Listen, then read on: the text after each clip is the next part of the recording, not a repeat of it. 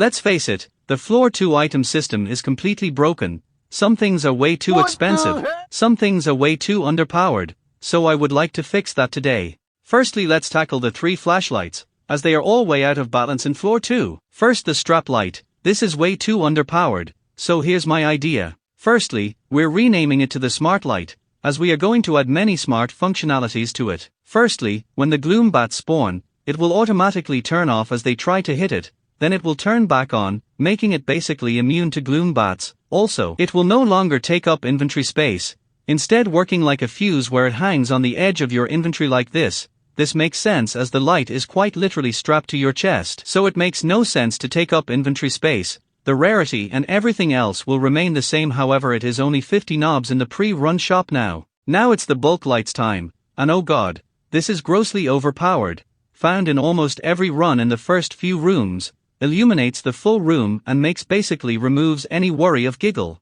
Like come on, it has to be nerfed somewhere. Basically, we are going to make it much more power hungry, only having 30 seconds of durability, yet still requiring 3 batteries to fully charge, meaning one battery only gives 10 seconds of use. It will now act more like a short-lived beacon of light, being very bright and only lasting for 3-4 seconds. It will also now explode in fire-damp rooms due to its high electricity consumption. It is now also a bit rarer to find, not always spawning in the first shear's chest anymore, and lastly, its price will be reduced to 100 in the pre-run shop. Now let's talk about the flashlight. We've added gimmicks to all other flashlight variants, so this will stay as just a trusty flashlight. It will now replace the bulk light in being first to spawn in shear's chests, and is now only 50 in the pre-run shop. Now that we've fixed the light sources, let's move on to the other items. Let's start with the vitamins. In the hotel, vitamins are used well. They are fairly common to find with some good uses. However, in the mines, they still have many good uses, but where are they? The only time they can ever be found is rarely in shear's chests, but you feel they deserve much better than that. Firstly, we will be including them in Jeff's shop, meaning that Jeff can now give different items per run. We will also be adding them in locked chests as very little items can be found in them at the moment. Now, the last 2 items I want to talk about are the skull key and lockpicks. Firstly, the skull key. In the mines it is just a cool looking lockpick, as it only has one use, so a quick fix for it would be to make it have many uses like Elsplash talked about. However, the lockpicks have a whole different problem. All they are really good for is opening locked lockers and chests. They are a waste for generators as they don't complete the generator, instead they only fill in one fuse, only saving a mere few seconds, compared to the minutes in the hotel. So here's my solution. Lockpicks will now complete the generator by doing something completely different. Now there will be a separate keyhole in the generator.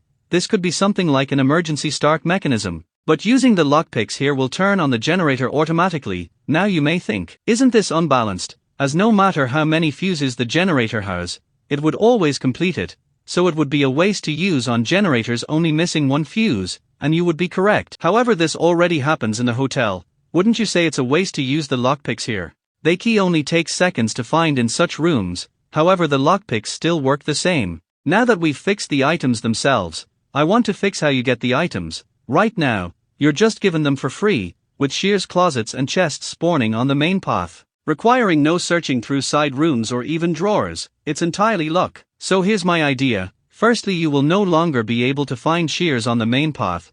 Instead you will have to look inside rooms for them, and to go with this, we will be significantly increasing the spawn rate of this exact room with shears, as I feel like it's the best one for this purpose.